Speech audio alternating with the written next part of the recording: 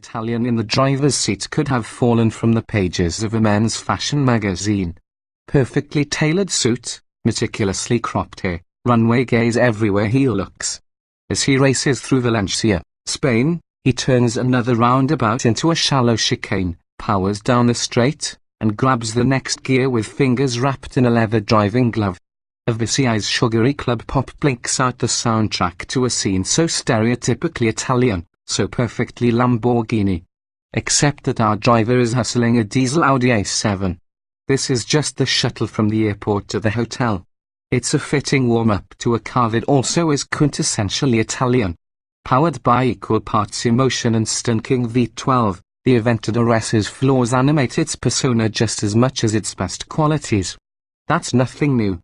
The 2017 Lamborghini Aventador S essentially amounts to a mid-cycle refresh of the Aventador LP 7004 that it replaces this spring at a starting price of $424,845. Still, this update is much more than just fascias and interior features. As we lapped Circuit Ricardo Tormo and attacked the writhing roads southwest of the city, Viciai's infective rhythms continued to bounce through our brain, because Lambo's biggest bull has learned to dance. Rear steer. The newfound dexterity stems from a rear-wheel steering system that can nudge the rear wheels up to 1.5 degrees in the opposite direction of the front steering low-speed maneuvers. It chops the amount of steering input required from the driver, a fact that's especially prominent in hairpin curves and in parking lot maneuvers, where it makes the difference between rolling your wrists and crossing your arms. The rear steering also makes the car slightly more neutral, although it doesn't eliminate the Aventador's natural proclivity for understeer.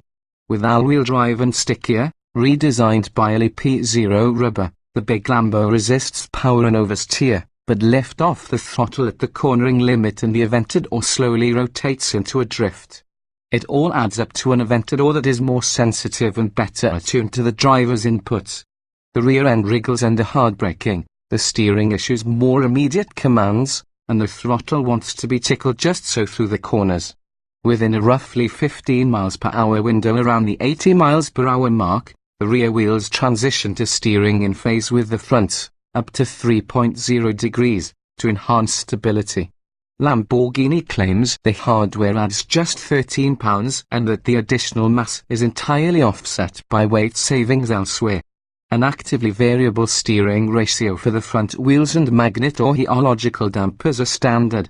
This marks Lambo's first use of supplier BWI's third-generation magneto-hydraulical dampers that split the older design's single electromagnetic coil into two smaller coils for faster reaction times. Strada, Sport, and Corsa driving modes are joined by the new Eco setting, a customizable position in which the powertrain, steering, suspension, and stability control modes can be individually configured. None of those modes would be described as a comfort setting. Every crack, bump, and pebble that perturbs the short travel, pushed suspension reminds you that you're driving an unapologetic brute. 12-cylinder flamethrower, so does the 6.5-litre V12, now turned up another 39 horsepower to 730. The added power comes from tuning tweaks to the variably valve timing system and the variable intake manifold, plus another 150 revolutions per minute at the top end. At speeds up to 8,500 revolutions per minute, the 12-cylinder sings through a retuned exhaust that wails louder at full wood and cracks harder on overrun. When they're not spitting flames, the exhaust pipes provide a periscope's peep into the cherry glow of a V12 run hard.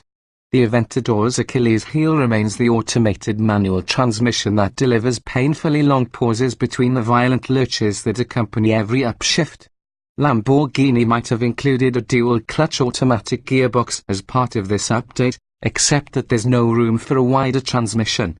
Even though the Aventador is roughly as wide as a garbage truck, the narrow tunnel between driver and passenger where the transmission is housed limits Lamborghini's options. The irony that it was a bad Ferrari clutch that prompted Ferruccio Lamborghini to start this very car company seems lost on those in Santa Agata. Jets, snakes, spaceships. Lamborghini's head designer cites fighter jets, venomous snakes, and spaceships as his team's inspiration, leaving him just one naked woman shy of completing the ultimate design cliché. That said, this isn't just the usual design school fluff. There are actual fangs in the new front end graphic. A single Aventador wears more half-hexagon air intakes than $1 billion worth of US Air Force hardware. We're not exactly sure where spaceships fit in, except that, in person, the Lambo is still a freaking spaceship compared to all other cars. It's not just the angles and wedges and hexagons, okay, maybe it mostly is about that. But it's also the basic proportions, the impossibly low roofline, the arrowhead wedge of a nose, and the imposing presence of the business end that boxes the V12. Of course, that translates to cramped headroom, a forward view directly into the windshield header for tall drivers, and rearward visibility that's basically non-existent. But you're in a Lambo. You buy it not so you can look out at the world, you buy it so the world can look at you. And look they will.